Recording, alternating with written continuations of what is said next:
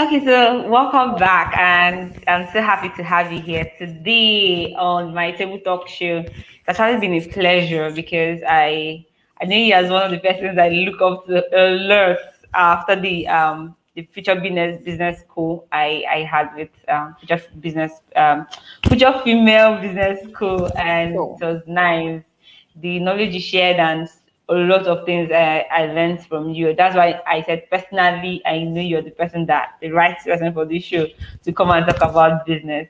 So I'll have to start off by introducing what Shula's TTS is all about. So in Shula's TTS, that's Shula's Table Talk Show, we mhm, bring business topics to the table and we invite persons that we know that can handle this section to come and talk about it and um, help us answer some questions. So what we do is we create a form. I send it out to groups and I allow persons to answer the questions and tell them what are some of the questions that are bothering you on this topic so that we could actually ask and get answers to it. So once we are done with the survey, we get the answers ready. We then reach out to the mentors and the persons we are bringing on the guests we are bringing on the table, and we tell them look at what the question is all about, and look at what persons are interested in, and we invite the persons to kind of so they then got get to watch it now. They can watch the replay later on my YouTube channel.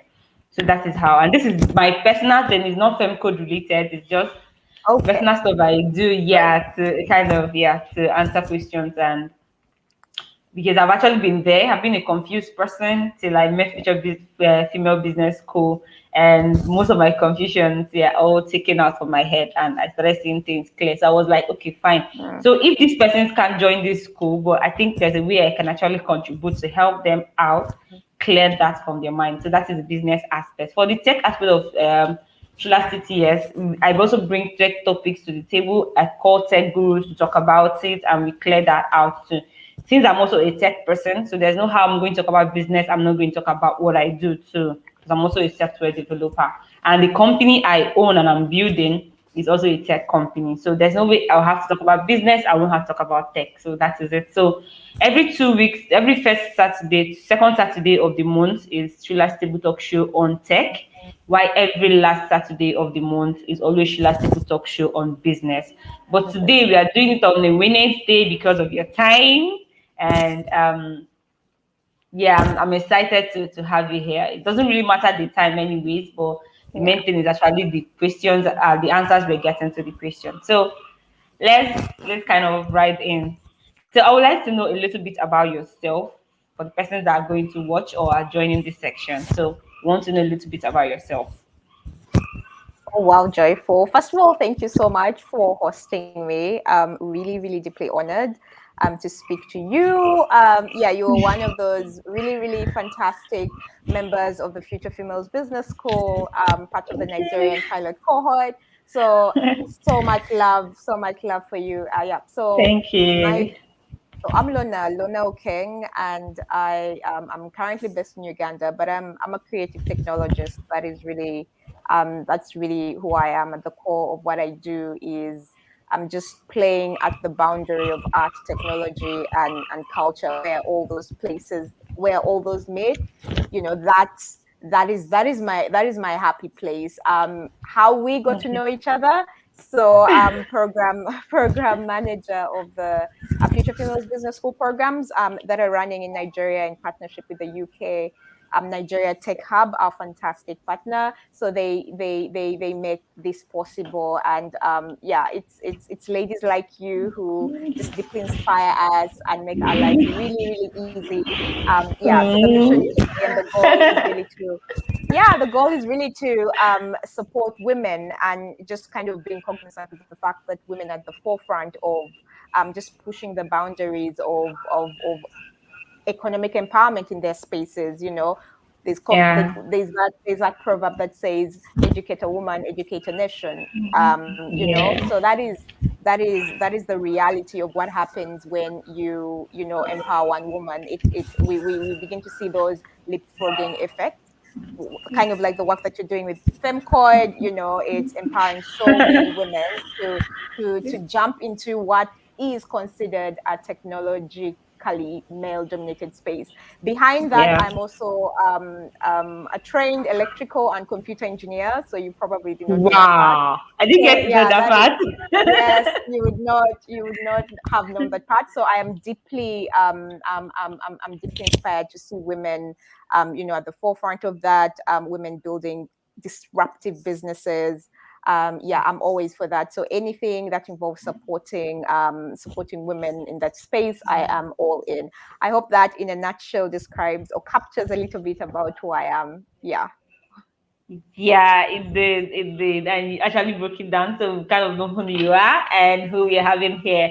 So when I said I'm going to bring big shots to the table, at least they can know that this time I'm saying that I'm actually saying the truth. I'm so happy to have you here. So let's jump right in. So the first question we had was she asked, she said, what do you define business as? Business. So since we're talking about how to start your business right, Yeah. so when it comes to business as a whole, what is your take? What's your definition? What do you say Mm. business as? Interesting question. I think and this is really my passion, the way I look at it. So for me, a business is an organized money making venture. That's the way I look at it. At the core of Exactly. the mission of the entity, the core goal is to commercialize. Whether it's a product or it's a service, there has to be some kind of commercialization or revenue you're hoping to generate. Yeah, so in a nutshell, I think that is how I would describe a business. That it's something that you're putting together. There's a sense of structure. There's a sense of order. There's legal elements of that, but I think for some people, Yeah. a business may not necessarily have been registered at that point.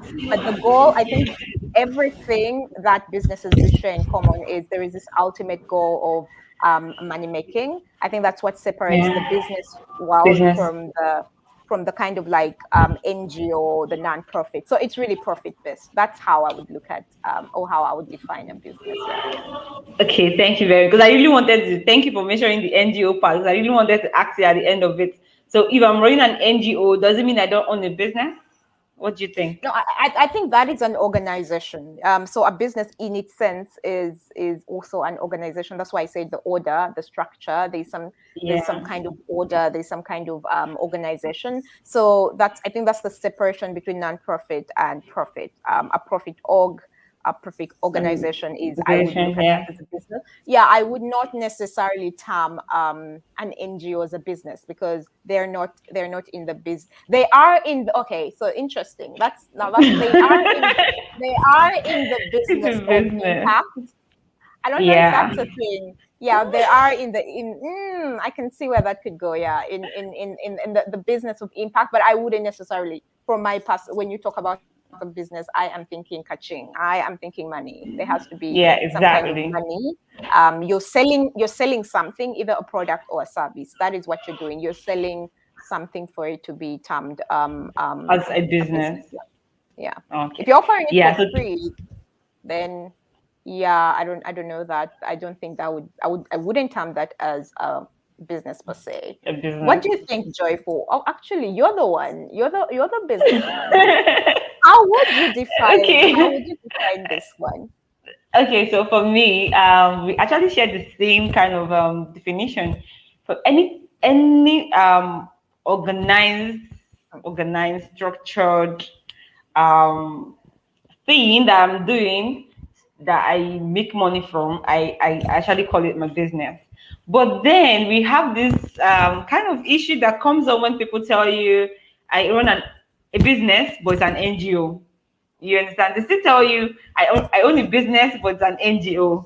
But if you look at it from their own side of Mm, their story, you see that they kind of make money too, but their mm, money is a kind of it's channeled to a particular thing, so they don't really have full control or authority mm, over that kind of that money, because they actually give account of it and how they spent it and how it went. Because if you're an NGO, you're asking for loan and stuff like that, or asking for grants, sorry, not loan, grants. You grants. actually have to give, yeah, have to give out what you used it for and how you work around it. And yes, an NGO asks for grants, and business too asks for grants too. So For me, I will actually say that the business per se, it's both non-profit and profit. Because if I'm making money, it's a business. If I'm not making money, they also tell you I own a business, but it's non-profit. So I think it's biased, Mm, but it depends on what you believe or what you think about it. So that's why I really want to get to know from your own point of view what you think a business is. So for me, anything I'm making money from that puts my bills, that pays my bills and do mm, stuff for me and pays me salary is a business for me. mm, That's how I actually they are defined business. So that's why I said we kind of have the same kind of definition when it comes to mm. business. Yeah. So the second question Interesting. here. Sorry. What do you want to say? Yeah, come on. No, interesting. Interesting point you made there about the NGO world. But yeah, great stuff. Thank you. So, what makes an idea worth calling a business? What do you think? So, I have this crazy idea of what I Mm, want to start up. So, what makes it? What? Why? Why do you think it should be called a business? My wonderful idea. wow, I don't think an idea is a business. I think okay, so I think there's a mix here. I notice a lot of people register ideas. Like you have an idea and then you're going to like kind of register it. Like you have it as an actual registered company because I mean the bureau of I think the bureau of registration doesn't necessarily ask for proof of you don't necessarily share proof that your business exists. They're looking for physical addresses, etc., and you can Yeah. go ahead and register. But yeah, so there's a lot of people registering legally they are businesses, but they are kind of untested, unvalidated ideas that are kind of listed as actual business entities legally. However, going back to my previous definition, again, I'll stick to the fact that if you're if it is not making money yet, or if you are not, if you don't have any sense of order or structure, and you haven't moved Feasible. beyond Yeah. if you haven't moved beyond the idea in your head, I still would not term that. I wouldn't necessarily term that as I wouldn't term that as a business. I think a business has to be a bit tangible. Like we need to be able to see it. Whether it's a physical, it's in a particular location.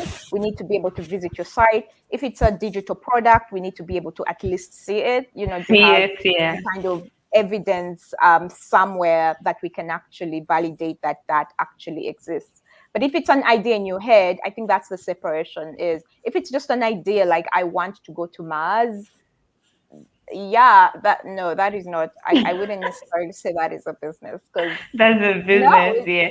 yeah, so until Definitely. until exactly until we start seeing some sites, some actual prototypes being made, some Made. rockets Yeah. being played with, some there's something concrete, tangible that we can attach to your idea. I think it Yeah. would still stay, as an idea. Yeah. That's how I'd look Exactly. at it. Yeah. Over Okay. to you So though. How do you separate yeah. the two? Yeah. So that is just the truth. I'm not adding any other thing to it. But for you, if you're listening or get to watch the replay later, an idea is an idea. A business is a business. So if you've not put it from your head to the paper to the structuring and to start making profit, please try as much as possible to call it an idea and not a business because people that have business will actually see you for that because there's no proof of what you're doing and you're actually calling it a business. So an idea is an idea, a business is a business. What makes your idea what's calling a business is when it is out of your head to a paper, to a structure, and to making profit. So even if it's in your head and it's registered, for me, I'll still say it's an idea. Until it's out of your head, we start seeing evidence that yeah, something is actually cooking up or you're working around it. That is when it's worth calling a business. But if you've not done any of this, it is an idea and still an idea. So thank you. Thank you. Actually, the third question goes, I said, are there steps or procedure on how to start a business? If yes, Mm, what are they? So are there steps? Let's mm. start from the steps. Are there? Oh, absolutely. I think they're just it's just like I always say go back to first principles. There's this very general structures that anybody can follow regardless of the sector you're in. But I also understand that there are specificities You have a associated with schedule. each 7 sector. o'clock to 8:30 p.m. 30 days, 0 FJ. Sorry. Yeah, continue, please. Oh, okay. I thought it was from my end. So yeah, it depends. Again, there's like this general framework that anybody can play with, regardless of whether you're in Yeah. agriculture or whether you're kind of building a brick and mortar business, or if you're in the digital realm and your product is digital, etc. So I think the things that are the same are understand why. What is your why? Why exactly are you starting the business? So I would probably say three or four. Like, what is your why? Why are you starting your business? I think that's a good place to start. If you can answer that Yeah. question and you really can vocalize and clearly articulate why you're trying to do this, um, that particular venture, if you can explain that to yourself or to others very clearly, then I think that's a good starting place. And then I think the next thing is do your research. Just do your research. Research will help you understand, really understand the industry in which you want to be involved in. Yeah, and that also ties nicely to really going back to understanding your product and understanding your service and understanding your customer. So yeah, so market research. So there's obviously customer research. You want to really fully understand who your target customer is, who are you trying to sell this product to, but you also want to really understand your market in general, like who are your key Yeah. competitors? Are there people out there doing exactly what you're trying to do? If so, what makes you different? Or are we? An example really, like you're selling I don't know, like margarine. You have to kind of Yeah. look and see what Unilever is out there. You want to make sure you're seeing all these other, who are the top players in the place, what makes your margarine different from theirs, what are you adding, understand that. When you're able to, and that can only come from extensively doing research in your space. Yeah. You can, yeah, Exactly. you can't just like have it an idea in your head and think you're the only one. Someone said something really cool.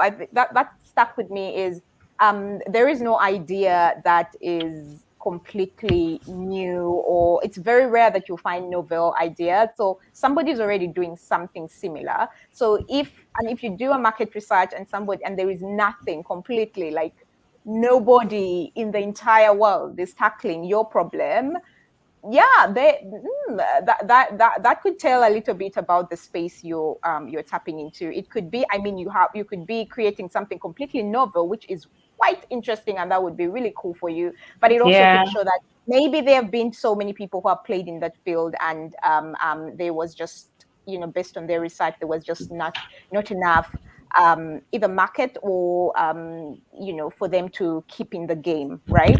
So Yeah. people always say go where the competition is. There's nothing like too much competition. So just kind of, that is stuff that you never fear competition. So do your market research. You'll always see, there's so many e-commerce platforms. Just figure out what makes you different, and that always goes back to understanding your why, right? That will help you separate your business from somebody else's. Then I would then go with, of course, learn as much as possible. If you're really confused, don't know where to go, going back to the research thing, while you're doing Yeah. research, don't get too tied up in the web. Sometimes it's kind of like a thesis. There's just too much information that your research will never end. So just try and control it, and while you're doing core research, just make sure that you're actually trying to also move to the next level, which is testing and testing and testing. So I think testing is a big Interesting. part of it, but don't be tied up in just like researching for years and years. Yeah, just Exactly. pick something and test it, iterate as much as possible. That would also work. Then I think understanding the market, really understanding the dynamics of the space in which you're playing, understand the nitty gritties of your industry. If it's in agriculture, for example, what laws or policies you have to take into consideration. For example, fintech. Right now, Nigeria, there's a whole I think there's this frozen scenario of I think Yeah. the banks, the fintechs. A couple of the fintechs have had their is it the CBN had their accounts frozen. Counts So it's frozen, yeah. Because yeah, of the because of the tax it's and so on and so forth. exactly. So it's going back to That's really also crazy. understanding your market, and also understanding the policies that govern the space in which you're in, right? Yeah, the legal policies, I'll yes. yeah, I'll give you another example. Like social media, for example. I think Twitter is banned in Nigeria. Social media was banned Exactly. in Uganda a couple of years ago. So you need, like, if that is your space, you need to be very cognizant of your country's policies. You need to just kind of have to have, because things could change anytime. An example could be the borders. We call them border. I think they're called tuk tuk. What are they called? The Okadas. Yes, The the Okadas. Okada riders, Yes, yes. In the Lagos, it Okada. was banned, yeah. Yes, it was banned in Lagos. But what is really and in Uganda we had something similar. Is you want to also be thinking about some of these policies, there's conversations, constant conversations about decongesting cities, building cleaner cities, and part of it is heavily decongesting it. And Yeah. so part of the ideas or proposals that could be in the bills were there was bans on these whether Okadas or borders couples of years ago. They were just not executed. So then we had like this boom of peer-to-peer drive riding or shared riding companies come up, Yeah, sure and companies come up. they have been running in the country. They have been licensed to run. They have been executing their work, and then boom, somebody pulls out a policy that was, I think, in the works 10 Against years them. ago. Yes, and it's very clear that some of these people, some of these entrepreneurs did not really understand the spaces in which they were going in, or also did not fully appreciate that policies are policies, you cannot bypass them, or they could come back Yeah. and catch you. So again, going back to understand the sector, I always say this: it will save you a lot. And also dream for your sector, that helps, but that's too much for when you're at idea stage. And I think the last one for me don't be afraid to take just don't be afraid to take risks, but also really, really understand the risks. It also The ties risk exactly. So that you get yes, to do not, guys, understand the risk. Sometimes we don't take into consideration how just just not fully understanding the dynamics of running a business, Yeah. even the complexities. So things like accounting, things like you need to know the taxes. Don't just wake up and be surprised that they're taxing you. You need to be able to calculate and understand your risks. And when you've done that, then you can actually decide, what, I think this, weighing the benefits and the risk, like this is a venture I would like to explore further. Yeah, but do understand the risk. Don't make the risks blind, cripple you or disable you from actually moving Thanks. forward, because it can be quite crippling. But Exactly. That is by the truth, all means, seriously. yes, by all means, don't be afraid of risks, but also understand the risks. I think those are 4 or 5 that I would recommend. Wow, that was so extensive. Like you broke it down. So if my country, I don't know, for Nigerian pigeon, they'll tell you, no, do pass yourself. So if you're taking the risk, if you're Yeah. taking the risk, you have to be very careful too. Yes, we know we should not be afraid of risk, but there are some risks that are not worth it, especially as a small business that is starting up. There are some risks that are not worth it. You have to be Yeah. very careful too. But I have a quick question for you. When you were trying to explain, I have a question. I was like, this all these details you outlined, all the things you talked about, making your research, having your business plan, making your research, trying to write down your business plan and making them, yeah, trying to understand who your customers are and working around all that, your business plan. This process you just named, that does it also apply to SME, small businesses, do you think? What do you think? Absolutely, absolutely. So as I said, this kind of like Of course, the specificities change according to your sector. That's when you begin to Yeah. understand. But an SME, you still need to understand, okay, why are you starting your business? That's a generic question. Like, am I just looking for financial stability? I just need revenue, I need money. That's fine. That is a good place to start. That is your why. You just want to make money. Exactly. Great. Or are you So solving a problem? yeah, I think everybody in a way is solving a problem, It's because solving a you may problem, not exactly. you may not necessarily attach that as your value proposition. But I'll Mm-hmm. give an example. Somebody by the roadside selling suya, they are meeting someone else's needs. Yeah, They're street vending, offering fast food to somebody who, so that's a challenge they're fixing. They may not really vocalize it as, I am out here selling suya to solve hunger in Lagos. No, I don't think that's what they're trying to do. But they so are very meeting someone. crazy. They're meeting someone's need.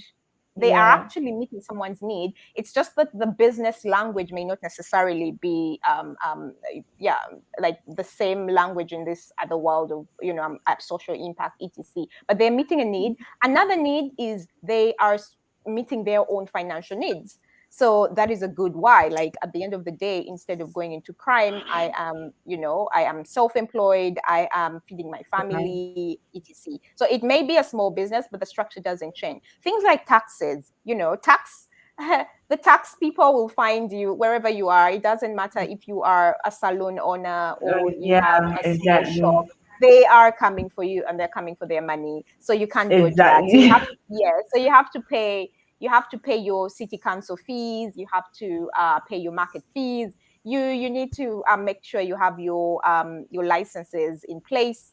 Complete, There's yeah, Yes, there's a couple of taxes that come into play that I can assure you all of them I'm very much aware of. When it comes to understanding your market, yes, I will give an example of like this. I love using street vendors because I find them the most. I always say, if we could mirror just pattern recognition, if we could actually mirror mm-hmm. what they do is they understand my client. That's what I call market research, and Yeah, understanding your sure, client's needs. I yeah, understand that it is rush hour, 6 p.m. There's going to be traffic. People are going to be seated in traffic for 4 to 3 hours. 2 to 3 for 5 hours. It can get crazy depending on where you are in Kampala. there you are, Yeah, exactly. it gets a bit crazy. So, and everybody is just stuck in traffic. Why don't I bring the supermarkets to them? That is what they're doing. So that is understanding your customer at a level that I don't think people appreciate enough. So I am bringing the entire supermarket to your traffic. To them, yeah, That true. is, yeah. So that is That is really it. clear.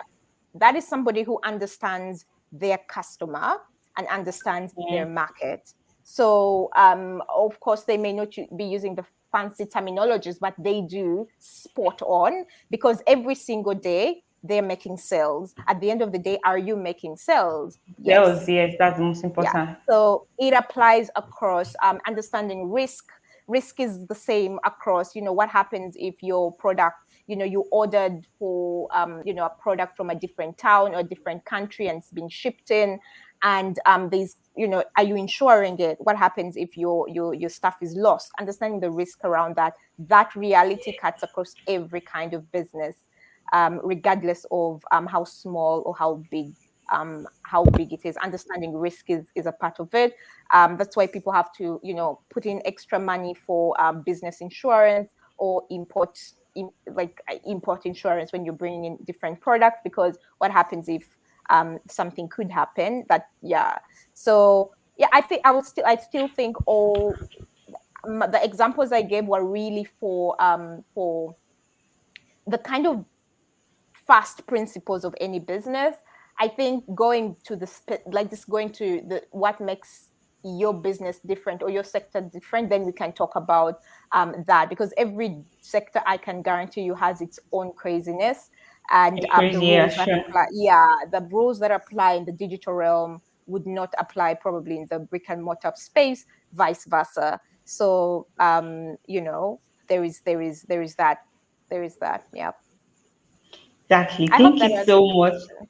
Sure, definitely you did. You broke it down. That's is the is, they actually they say they're breaking it down for me. Like if you actually took your time to explain everything that is needed to start your business, like and the process and the procedures that the person has to go through for the person to actually come up with. And yes, SMEs are also involved in all these procedures that she Mm, just outlined. Now,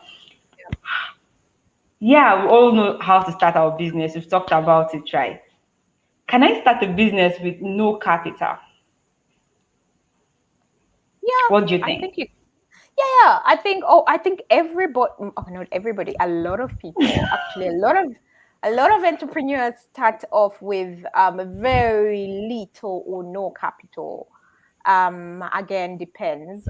But I think this a lot of entrepreneurs will tell you they started with very very little capital, either self-funded or they got a tiny little loan, or they collected from friends and family. Yeah, but I think the story is quite similar. It cuts across that very as long as you have just a little bit to start, and you have a sense of structure and you know exactly where you're going. I always go back to your very minimum viable product or viable Product, experiment yeah. or viable whatever it is. What is the cost of, if I'm in the condo business? I'm really upset. I'm sorry, Joyful. I'm giving quite off take examples, but No, it's okay. No, it's fine. It's okay. It's okay. I'll give examples of stuff that I love, and I think that's how I'll use a lot of that. So Exactly. so I always I'll go to the art world, for example, in the world of the creative sector, is for example, making if you're a musician and that's your space, and you really want to break out as an artist, in an instance that is a business. You are your own business. So Yeah. what do you need to put that forward? Like, what do you need to put a song together? And thank God for the democratization of tech. Like, there's just so many tools you can use, right? Out there, free or pay, depending Yeah, on what your budget free, is. exactly. Look at the TikTokers, look at the Instagram breakout stars. Look at all these people. You can really ask, how much did they put into that business? I would say the business is themselves. How much money did they put? Probably data, and just played with their creativity. For a lot of them, somebody like Majimbo, I don't know if you know her. She's this Kenyan, really. She's just used COVID to create all these fantastic jokes, and she has gone, I don't know, she has exploded. So I can use that as an example. How much money did she really need to get that kind of audience? Probably very little data. She Yeah, needed data, sure. and she used her phone, right? There's that. Yeah, so that is for like an artist who is playing with the different tools that are available. Look at the number of people who are selling products on Instagram. There are people who are running businesses on Instagram pages. They don't need website. They haven't even put together a fancy website or an e-commerce platform, but they are going to deliver to you everything just based on bookings on Instagram, etc. All they need is a camera, take a couple of photographs, beautify them, Photographs, put a yeah. caption, put a price, and you're actually bringing your entire whatever it is you're selling online. And you're probably spending money on the product. You're not necessarily spending money on rent, while somebody else would have to buy, like, I mean, you have to rent in a very fancy mall to sell your fancy Yeah. perfumes. Yeah, and you no longer need that. You just need your bedroom and you need your product. So there is that. So I would really say the opportunities now more than ever are endless for you to take your business to the next level with as little money as possible. And even for those in the tech space, people who are building actual, whether you're building an app or etc, it all goes back to validating your idea. How much you need very little to validate your idea. If you're going to become an e-commerce platform, Jumia, for example, delivering from point A, you're connecting like suppliers to your customers, consumers. before you even put up your e-commerce platform, you have to have been able to manually connect somebody from point a consumer to a To supplier. If you've been able to exactly, test, yeah, if you've been able to test that in, and that's really where the minimum viable, which is super agile, like exactly. very limited. Yeah. If as Joyful, you've been able to get me a product from, I don't know, Kano to Abuja in, I don't know, 24 hours without a website, by the time you're putting up your website is only validating what you are already What you are doing. doing, Yeah. yeah. So I would say absolutely. I think I stick to a lot of entrepreneurs start with very little or no capital. Um,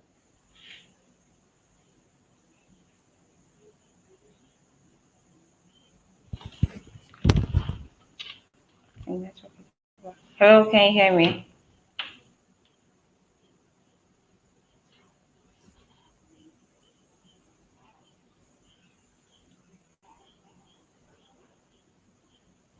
Hello, can you hear me?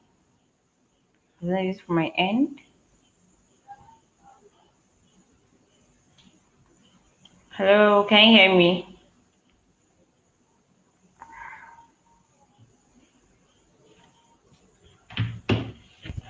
I think we lost her for a while. So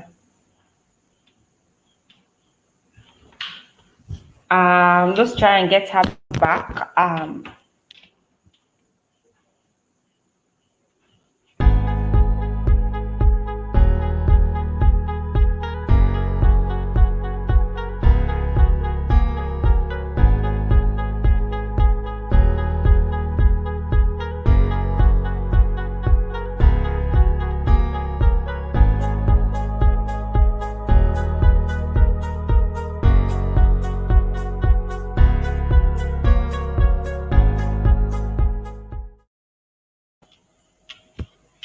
Okay, so she's not yet back, so till she gets to join us. So, just like what she was saying, to the person that owns this particular question, yes, you can actually start your business with no or small capital, just like she's saying. So, yes, it's possible. I will have to give you an example. For those that are actually skilled, you don't have a product, a physical product that you're giving out there, rather it's your skill, right? So you already have your skill and you want to start up a business related to that skill. The first thing you have to do, not really, because now you don't have a capital, right? And what you are selling is your skill. What you have to do is to just like she said, it's just a data connection and your phone. So once you have your data connection and you have your phone, the next thing you have to do is to put out what you do out there. Talk to persons about it. You can actually, yeah, put up ad. Like you don't need to pay for ad yet on Facebook or on Instagram or on Twitter yet. You can actually make posts, talk to persons online and offline about what you do. Talk to them about it. Tell them about what you do, and yeah, someone get to employ you or ask you to come do something for them, right? Now let me give a physical example. Let me use an example, something that we all know. So if you're in the tech space, how do you get to start your business without any capital? So let me use myself as an example. So I'm a software developer. I write codes. I build web solutions for persons to help them uh, sell their products online or get a visibility online, like have a corporate business, something that actually explains what they do as a business, right? So that is what I do. I have the skill already. Now I want to start. So I can just go to my social media, go online, and I can make a post, talk about what or the reason why a business needs to have a website, right? So continuously keep talking about it, talk about the needs, talk about the benefits, talk about what it means and how you can work around it as a business owner. How you getting a website can make you increase the sale, help your customers get to know you better, get to know what you do as a business, and so on and so forth. So once I keep constantly putting that up on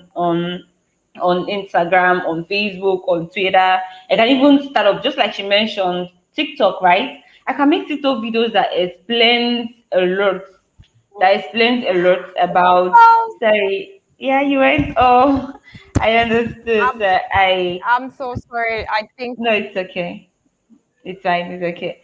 So I was trying to, I was trying to kind of shed more light on what you're actually saying. Sorry, please hold on.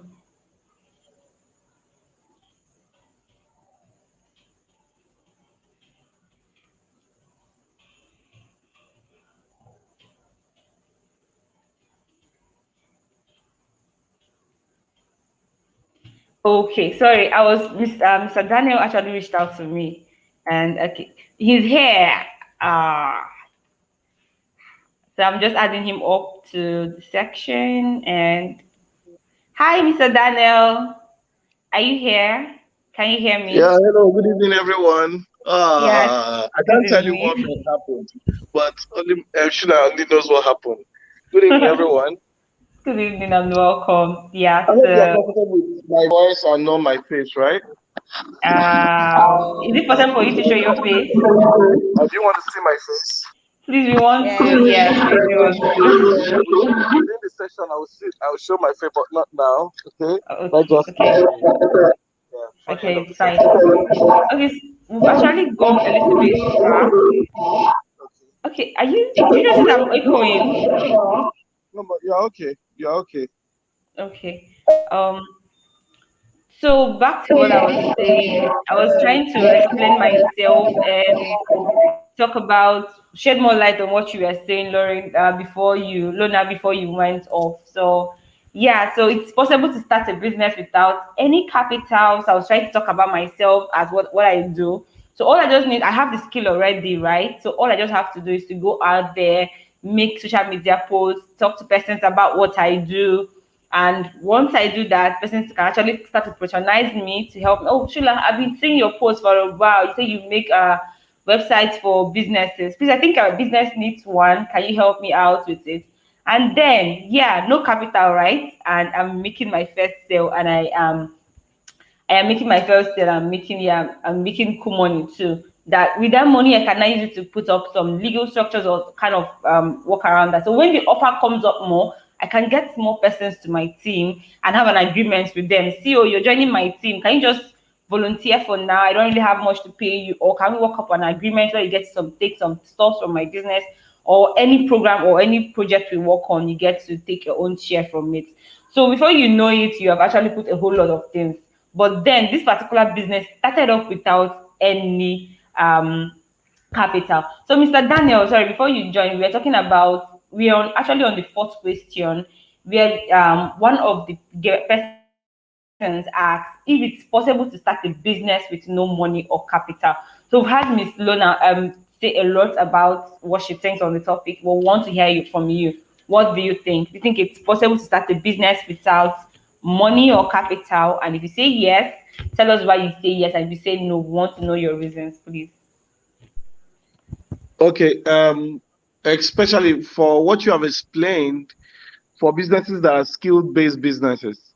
These are businesses that require one skill or the other. You see that a lot of people get to start those businesses with little or no capital. For example, you see an artist. An artist can tell you, I started my business without any capital. But this artist started volunteering in some places and started backing up some people and then started getting paid for backing people Yeah. up. Okay. Like for example, you talked about, yeah, you put it out there on social media. I design websites. You have already learned the skill. That skill is a capital you have. But it's just that we have always thought that capital is all about money. Or it's possible you have worked in some places and the experience you've gained from working in those places. Okay, the experience you have gained from working in those places is the capital you have. Do you understand?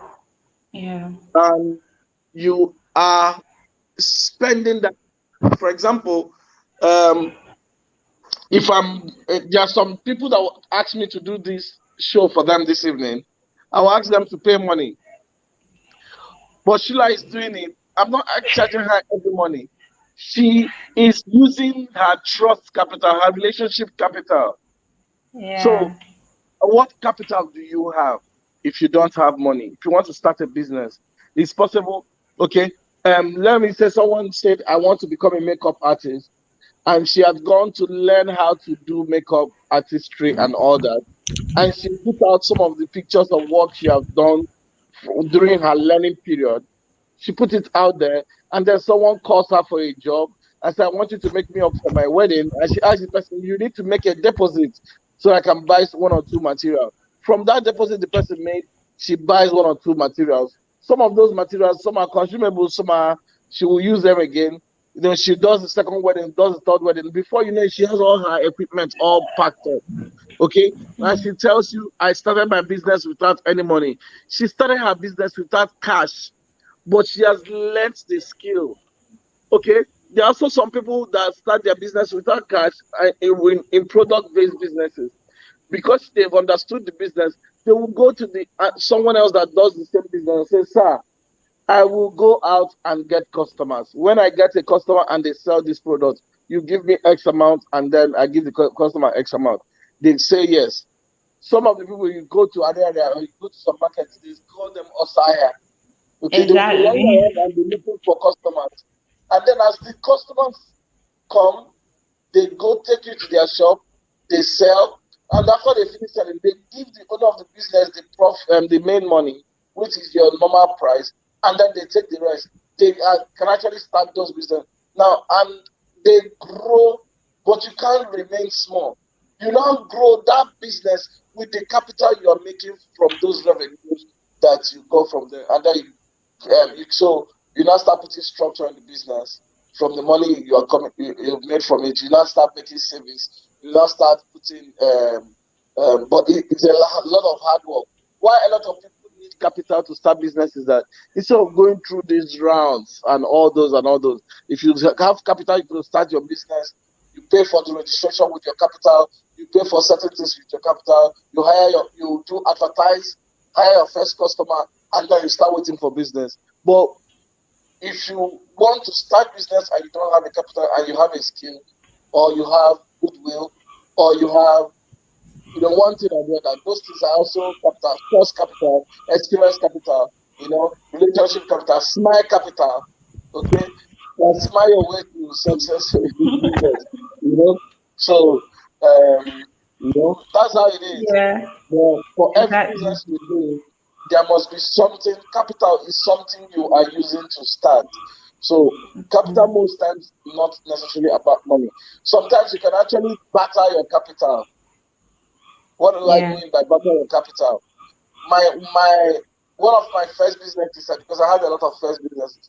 One of my first businesses, um, I started a consulting firm. It's called Permanent Consult. Okay, Permanent Consult Limited. When I started Permanent, I was working out of an office in Lagos. Okay, in exchange for the office space, I was providing enterprise development training for the company. So anytime they had training like entrepreneurship development, personal goals for enhanced performance, productivity training, all those trainings, I will take the class in exchange for that deck space they gave to me and my assistant. I grew the business from there before I was able to start paying for places. Okay. So Okay. sometimes Yeah. you can also do partnership. Okay. Someone is bringing the money, you are bringing the skill, and then your skill becomes a contribution, your own contribution to the starting of the business. The person brings in the money, you bring in the skill, you put partner together, and then you start a business. So a business person is a business person. But if you see someone that is not a business person, they will complain about no capital, and that's the reason why they are failing, and that's why the reason why they are not starting. Okay. The business Yeah. I run today, IG Hub, I pitched for partners. I wasn't getting it for investors. I wasn't getting it. I got a partner that was willing to partner with me for us to start, and I just started. Okay, and before you know it, moving from my sitting room in Umuahia, we got a bigger space, and then the rest is history. But you had to work on the business. There has to be some things you need to give in exchange for money if you don't have money. Yeah, thank you. Thank you so much. So, Mr. Chinagam, we want you to please kind of introduce yourself, talk about yourself, so that audience, everybody that is listening will get to know who you are, and yeah. So want to hear Okay, you. my name is Daniel Chinagozi. Why I told you that you can't see my face right now is that I'm in somewhere in Nigeria and there's no light. And you know, I wanted when the session is going on, I'll just sneak out and go and on the generator so that I can start seeing my face. Okay. Um, yes, my name is Daniel Chinagozi. I am the founder and CEO of Innovation Growth Hub. Innovation Growth Hub is a technology, business, and creative incubation hub. Um, our focus is using technology to grow businesses and communities, okay, and incubate businesses um, and startups that are also doing the same. So if we find it a startup or a business that uses technology to grow businesses or to grow their communities, we support them. We provide incubation services for them. Apart from that, I am also I'm a business development expert. I work with businesses from scratch to design their growth. I'm a growth expert when it comes to businesses. Um, so, and the newest cap I'm wearing now is I'm an investor. I invest in businesses with a new company that is called Kaito Africa, Kaito Growth Fund. So we invest in growth companies. We find growth companies across in technology, infrastructure, pharmaceuticals, healthcare, um, agriculture, and um, technology, basically. So if you're interested, we invest in those startups. I'm a husband of one female wife. I have I have 3 kids, and Okay. I live and work in Nigeria. Yes, thank you. Thank you so much for that well detailed, well detailed introduction. So yeah, so this is Mr. Chinagozi. He's here with me, and you were not hearing Miss Lona made an introduction. So I would love her to quickly go up again so that she gets to. Yeah, so Ma, please, I don't know if it's okay for you to kind of introduce yourself again. Oh, no problem. Hi, Daniel. So lovely to connect with you here. Yeah, so Yeah. I'm Lona Okeng. I'm based in Uganda, and I am a creative technologist. Really, that's how I define myself. It captures what I do. I work at the intersection of art, culture, and technology. How Joyful and I met. I'm also the program manager of the Future Females Business School programs that are running in Nigeria. I'm in partnership with the UK Nigeria Tech Hub. Yeah. Pilot students. So that's how we did get to meet. So lovely to Yeah, connect, Thank Daniel. you. yeah. But I'm thinking I've met Lola somehow, either over the emails or something. Yeah. I've Really? been, yeah, I've Probably been thinking. Through Joyful's email. Maybe. Are you part of the AfriLab network? Oh, I am a part of. Let me see. So this is the AFTCA, the one with the free trade something with which includes, I think, the creative and the tech and creative industry in Africa. I think they could also be that. I also was at CC Hub in 2019, so maybe they could Okay, have been okay, a okay. clash Yeah. somewhere there. Yeah. Yeah, yeah, yeah. Maybe when you were in CC Hub In City and Hall, the yeah. African, the Africa and Creative Group, Yes, sometime. Yeah, yes, I think that's the so. one. I think so. Okay. Okay. Yeah, Lovely so to So thank you thank connect very with you. much. you, Daniel. Yeah, it's Yes, an honor to I have have both of you I have a lot here. of work, a lot of friends in Uganda. Mm, Um, Yeah, we just finished Wazi Up program. Wazi Up is a technology support project that EU worked with a number of African countries to use Wazi Up hardware mm, technology to build mm, different solutions. We had amazing solutions come out of Uganda. Um, so the senior version of Wazi Up we just rolled out is called Ubiquitous. because it's a platform, a project where technology companies across Africa and Europe I think he's off for a while. His network or his call came in. I think we lost. Uh, I think we lost him. learn yeah, together to he's back. Oh wow, Daniel. to So this fantastic. I feel like we have a lot to talk about. Joyful, I hope we're not hijacking your session to talk about Yes, Uganda. you guys are. So I am going to cut you short and go back to the. I'm going to cut you short and go back to the program for the talk show. So I have two questions left on the questions that I have here. Oh, I think network is very bad. I don't know. Hi, Mr. Daniel. Your network is very bad. You're just breaking. So, oh, his network is really bad. Network is really bad. Ow, ow, ow, Oh, ow, ow. Oh, so Mr. Daniel, I don't know if you can hear me. Your network is bad, and we could barely hear you. We are just hearing the drumming of your voice and making yeah. I don't know if it's possible for you to. Okay, fine. That is what I oh, wanted to say. Leave and join back. So I have two questions left here, and I'm also looking at the timing. 56 minutes yeah. on the call, and it's almost 1 hour, and I'm trying to wrap up so that we could oh, because it's late. I know, think it should be by after 9 in your country. So, and it's Yeah. very late. So the first question is, the first of the last two last questions is, do I need permission to start a business that I know that would be very, very okay? I don't understand what this person is trying to say, but I'll read it word for word and see if you can understand. It said, do I need permission to start a business that I want to be well known? Do I need permission to start a business that I think should be well known? Do I need permission to start a business that I think should be well known? What do you think? Interesting. I think we're going to play with this one and assume we understand what the question was.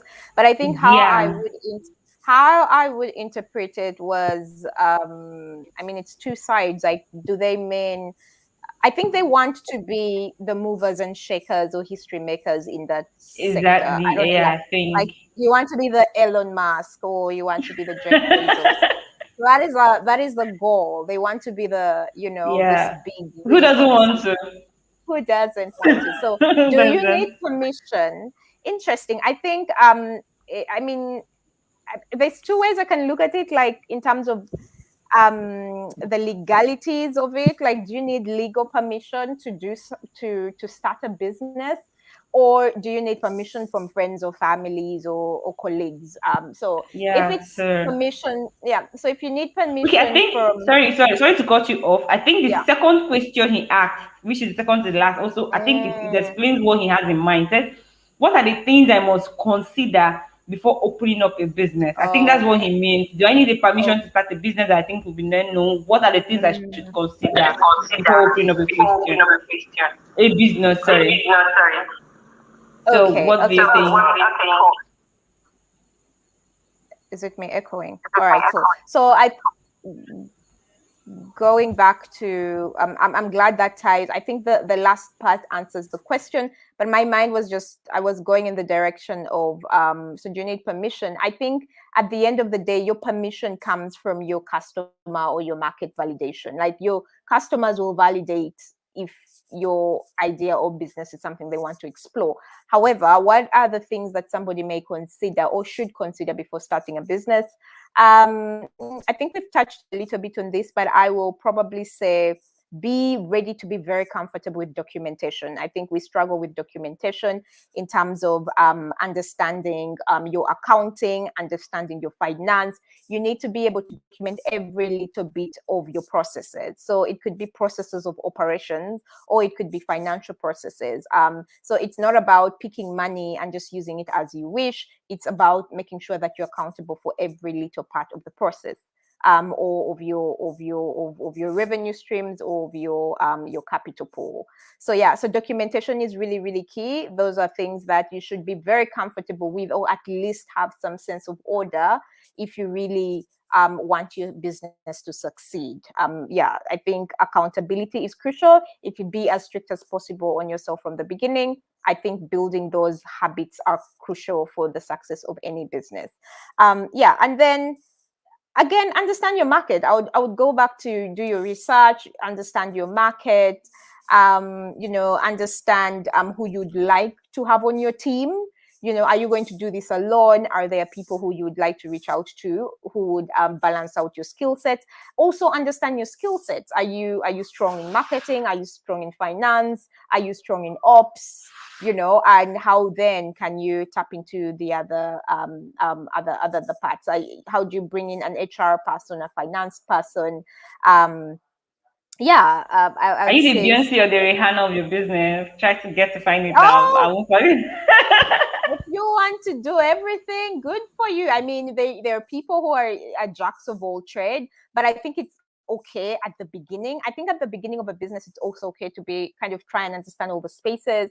And Joyful, you can share a testimony on this, because it's, you are a technologist, or you're software developer, but you've had by force, without you wanting, to learn a little bit about finance, to learn a little bit about marketing, digital marketing, whether it's not your core place of expertise, but you just find yourself playing in all these other sectors, because you really Exactly. need to have some kind of a bird's eye view of your business. Yeah, so I think you have to be able to wear all those hats at the beginning, but also be comfortable enough knowing those spaces, and also knowing what your strengths are, and being able to bring in somebody who would complement those skill sets. Yeah, so it is, I would say, I think for me, one of the things that people take for granted, and a lot of entrepreneurs, and even just in general, documentation is key.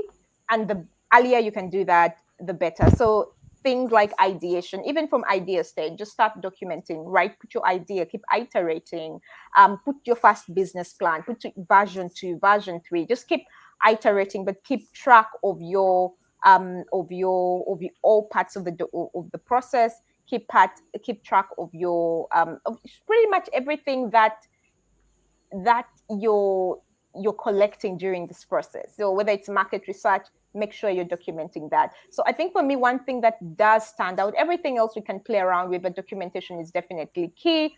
And also ask yourself, are you ready really? Are you really ready to, how invested are you in this business? Is it something that you're ready to go all in, or are you testing the waters to see how things are going? Yeah.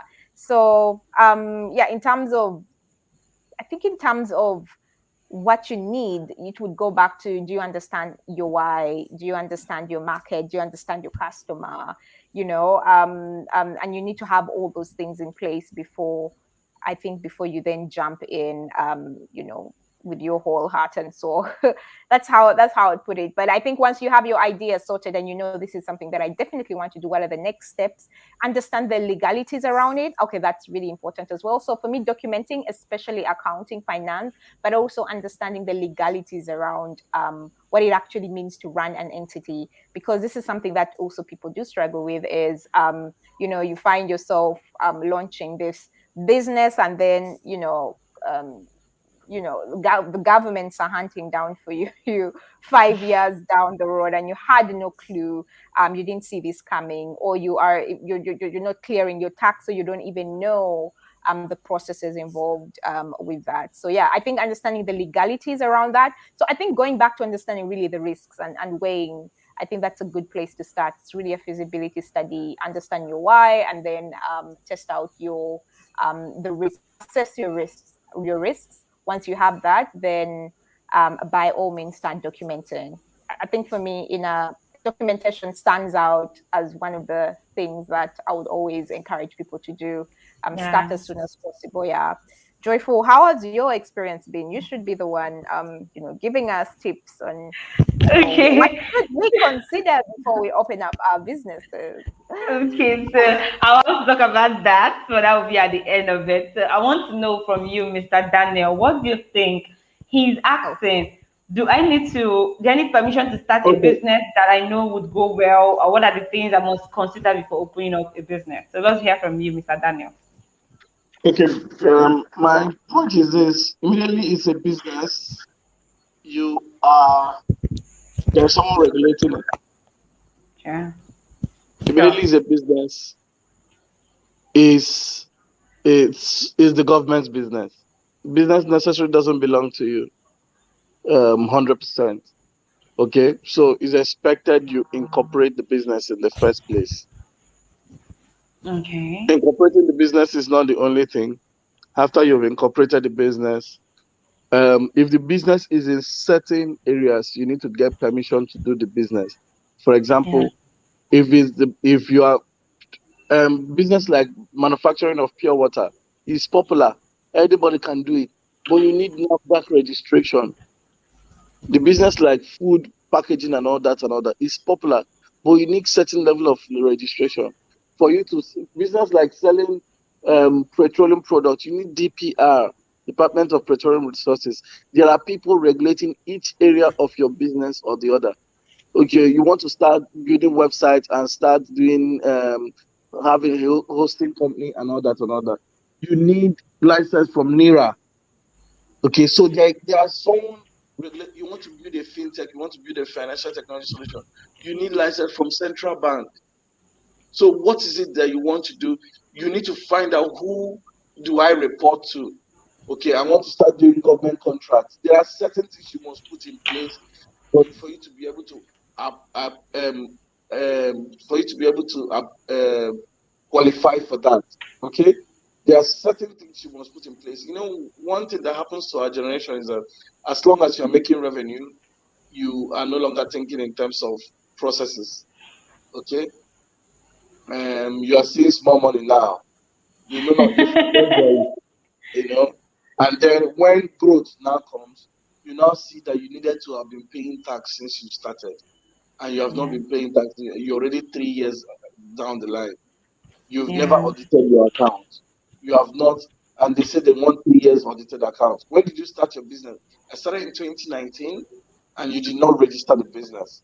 You did not incorporate. You did not do anything. And 3 years down the line, you don't have any audited account. You don't have certain registrations that are necessary for you to run your business. So you need to understand that if you want to do business, doing business is a serious business. You need to take it seriously, put structure around it. Okay, keep records, financial records, spend from the bank. Let all the money that come into the business go to the bank. Don't spend cash. Okay, let it go to the bank, and then spend it from the bank so that you're able to track all your revenue and all your expenses. This is very important. Okay, you build that structure, and like I said, if you don't want to get your fingers burnt, at the end of every month, you remit your VAT to the tax office. At the end of every month, you remit to the tax office. So that at the end of the year, you go and collect your tax clearance certificate and you keep it. Those things are very important. Your regulatory body, are there certain things they want you to do? Okay, for example, as little as um, um, in 2000 in 2004, 2005, okay, I had a business that produces coconut chips. Because we were bottling and selling, NAFDAC was interested. They told us the size of our warehouse. We must have this space for storage. You must have this space. You must do this. You must do, there are demarcations. So it made us order, okay? And then they will come from time to time to check whether you are meeting up to those expectations. Okay, so that a business, that the business is going to work, and you think that this business is going to succeed, or you think that this business is a good idea, you need permission to start the business. As long as you are running it in a regulated economy, and as long as you want to grow. But if you just want a side hustle, you just chop in money, nobody will know. You'll be like, I tell my friends that are getting freelance projects and they're working for companies globally and they don't think anything. Say, boy, do as little as joining Computer Society of Nigeria or um, software software association. Okay, if you're an accountant, you're providing accounting solution or um, accounting services, okay, to businesses. Why not go and register and get your ICANN, Association of Consultants? Okay, if you're a consultant, why don't you go and just do all those basic registration and get the certification, get the numbers, so that when they ask you for a regulatory, or you have something to show. So don't just do business without knowing the associations that are in charge of this business. Like for example, I run a hub. Okay, I've joined ISN. ISN is a association of um, hubs across Hubs Nigeria. across Nigeria. Yes, I'm part of AfriLab. AfriLab is an association of hubs across Africa.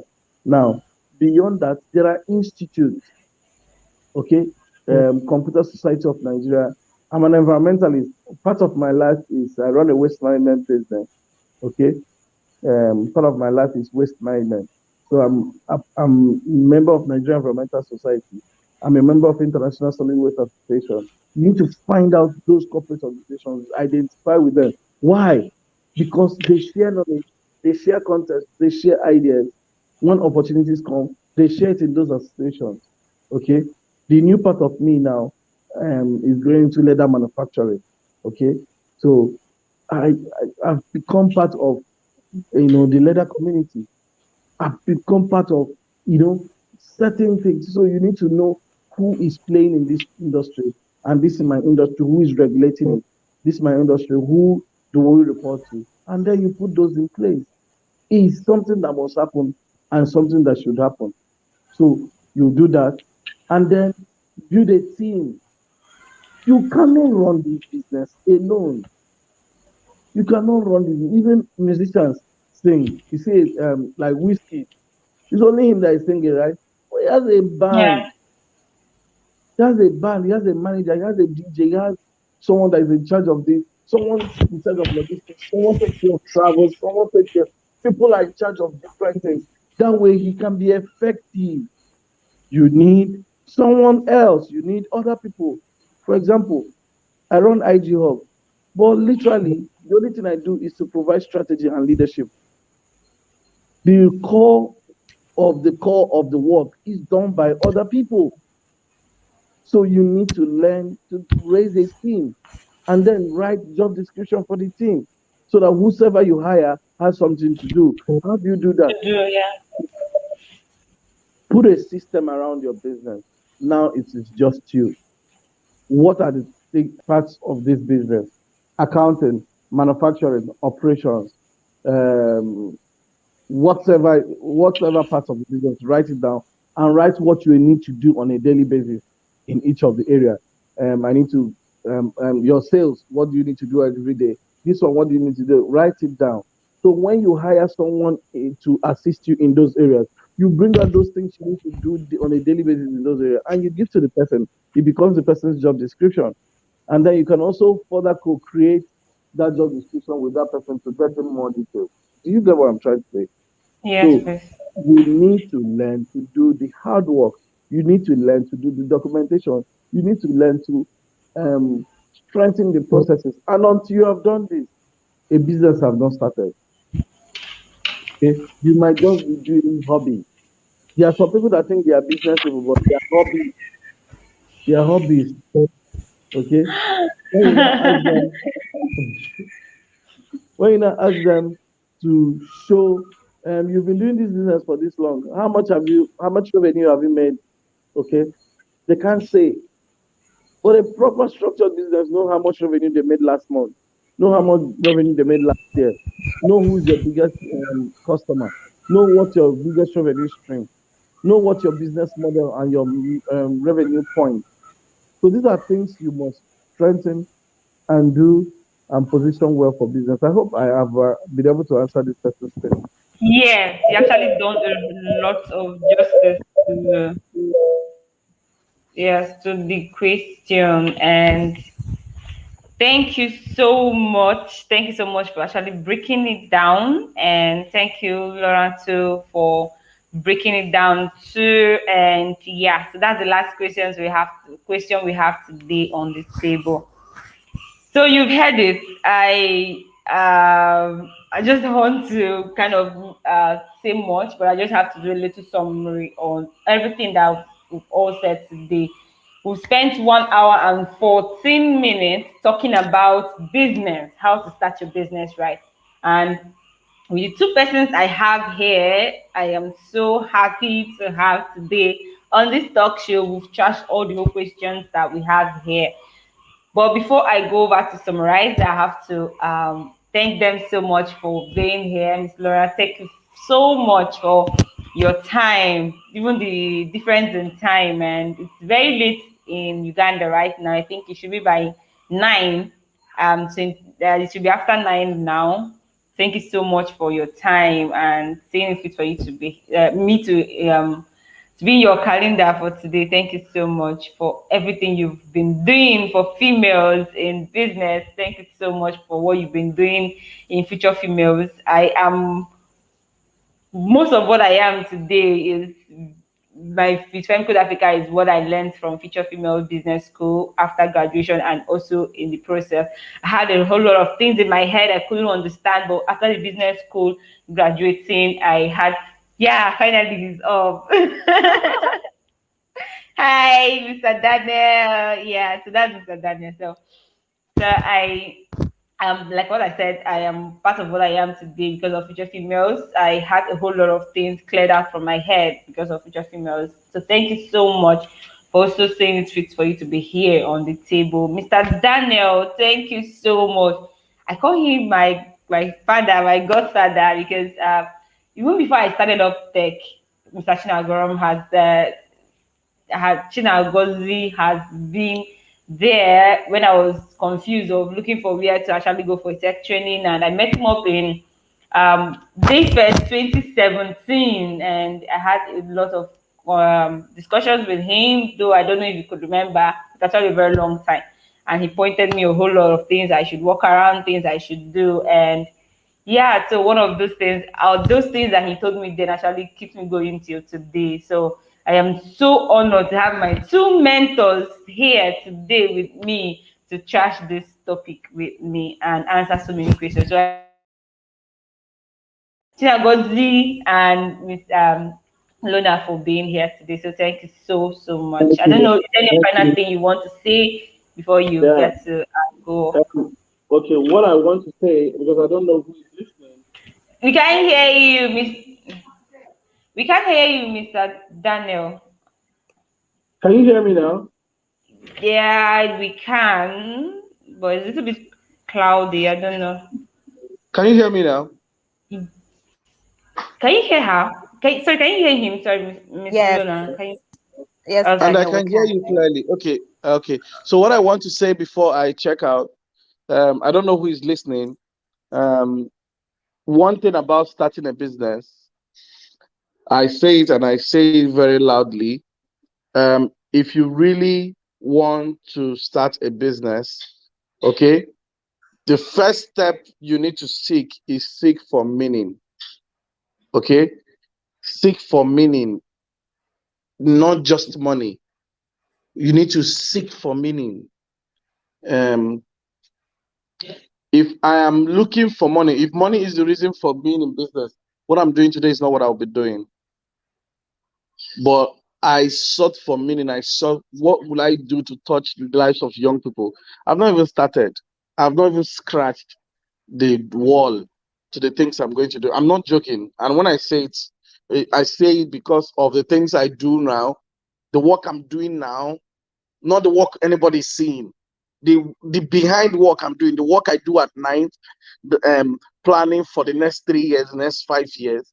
So when I see the number of people I'm going to affect in Africa, in the world, and I say, and I look at what I'm doing now, I know I've not started. Okay, so is meaning that can make you think in terms of that that level of number.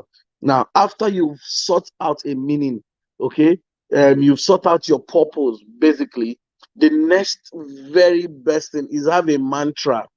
Okay, have a mantra that leads you, something that you can hold on to. Don't make it too long. I know people like mission statements and all that. Have a mantra. What do you want? What three words? What stand out for you? For me, the three words that stand out for me very well is leadership, innovation, technology, people, entrepreneurship. These things are very important to me. Give life to people, give opportunity for people to innovate, provide leadership at all levels. Okay, these things stand out for me. What stands out for you? Okay, I was talking to my wife. I found out that one thing that stands out for her so much is family, parenting, skills. Okay, so and you see that the way she have amassed everything she does into that, not just parenting for herself and for the kids alone, but parenting for other people that are seeking for how to be better parents. Okay, it's a lot of work to parent in 21st century because cartoons are trying to help you parent your children. Television is trying to help you parent your children, introducing amazing things that if you're not careful, you'll be in your house and monsters will grow and you will be wondering where it came out from. So, what stands out for you? And then, one thing I will also say is you need to learn to jump the curve, leapfrog. Don't always wait for things to happen. And then I grew, and then I went to this level. No, you need to learn to jump. Take a leap, jump the curve. At some point, do something that people can't explain. Do a quantum leap, leapfrog, leverage on something to make that move. Okay, for example, my city, Aba, is known for what? Footwear production, leather production, fashion, and all that. Now, all of a sudden, I'm thinking, how do I start selling to the American market? Everybody have been thinking of how to sell to Nigeria, how to sell to West African market, how to sell to Uganda. I want to sell to the American market. America is the highest consumer of shoes in the world. The shoe industry is a 306 300 $360 billion company. And I want to take a part of this space. I want to scratch it. I want to be part of it. How do I do it? Now, those are things that helps you leapfrog. Think in terms of how many women are in business globally. What service can Lorna or Shula provide for these women in business, that all the women in business globally will need your service or your product? That will change the way you think. That will change the way you think. For example, I've been thinking on a daily basis, how can we change our political narrative in Africa by taking over technology and economy? How? How can we change the political landscape in Africa by using the tool of technology and economy? Technology and economy. How can we, you need to think in terms of, after you've laid your foundation, think of something that takes you further than the basic. Don't just be a regular guy. Don't just be a regular guy in business. So that your business will not just be starting a business that is just about, if it's just about making money and taking care of yourself, I have wasted my time today. But if it's about doing something amazing that the world will hear about, then you were in the right place. I want to say thank you to Shula. I want to say thank you to Lorna. Lorna, please, let's connect after now. Okay? Let's connect after now. Thank you, guys. Thank you. Thank you. Thank you. Thank you.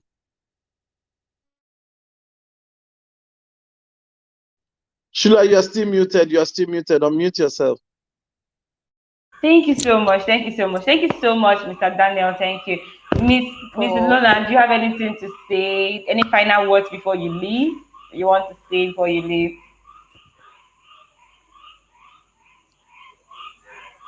Oh, I think your network is bad.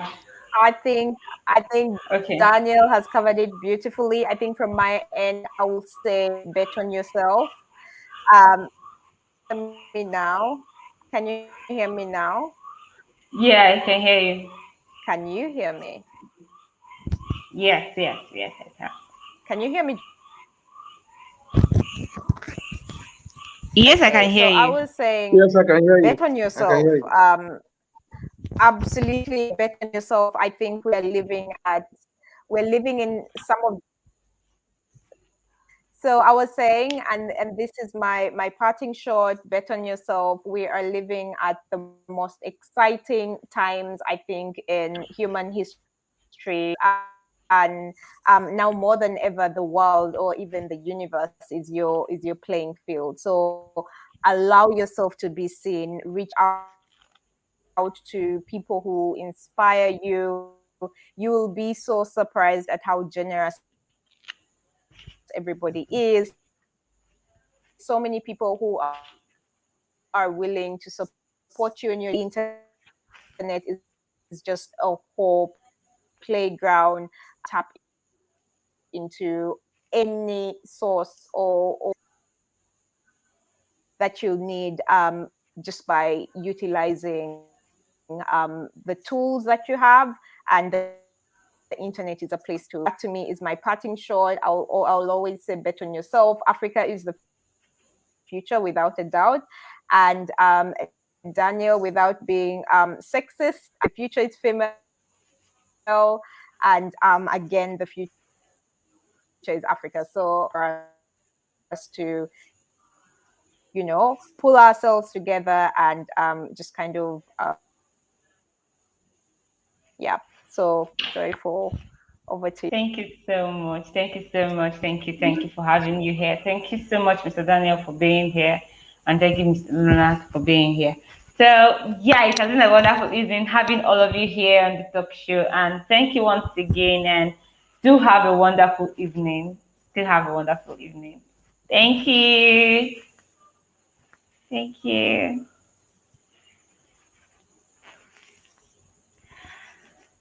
Okay, so yeah, we had these amazing persons on the talk show, right? And I know you had fun. I had fun too.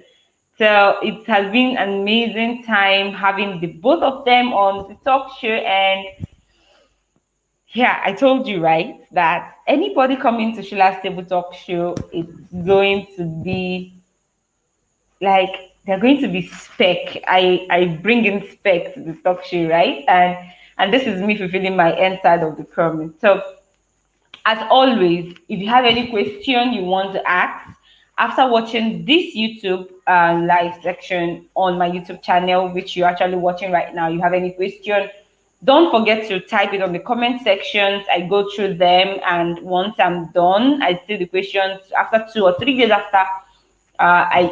Every 2 to 3 days I go back to the YouTube channel and I check up for questions. So if there's any question you have, don't forget to include it in the comment section where I get to look at it and I'll give you answers. I'll also give an answer to you on the comment section. Yes.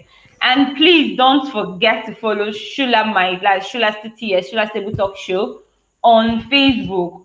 That is where you get information on what is happening on or what topic or who we are going to bring on the live section, right? So go to Shula's TTS on Facebook and follow the page and kind of like her so that whenever I drop content on the page, you get notified to know who we are bringing on the table talk, right? So this is all I want you to do. Go like, and when you're done watching this video, please don't forget to subscribe and also like and click the notification bell. Yeah, so that whenever we go live again, you get to know who we are bringing. So this Saturday, we are actually going to talk about business registration, right? Yeah, I'm excited too. We're going to talk about business registration. So what are the processes you have to go through to get your business registered properly in Nigeria if you're from Nigeria, or in Africa if you are in Africa. So what are the things you need to do to get your business properly registered? So this is what we're going to talk about this Saturday, which is on the 28th of August 2021. We all know the time, right? 8 p.m. prompt. So don't forget to subscribe, so whenever we go live you get to get notified of what we are going to talk about on this section. Yeah, so just like we do, I'm going to pass up a link under this video. I'm going to add a link so that you can actually fill up the section about it. In case you have questions you want to ask, you can go about and ask them on the link I'm going to fill up to get to know your questions, so that when the person goes live, just like we did today, I'm going to ask questions and they're going to answer all your questions. So it was amazing having you guys here live and joining this section. And yeah, see you all on Saturday. So remember my dance, right? So yeah, that's my dance, and I always do that at the end of every section. So thank you very much for being here, and take care. Good night. Have a wonderful evening, and bye.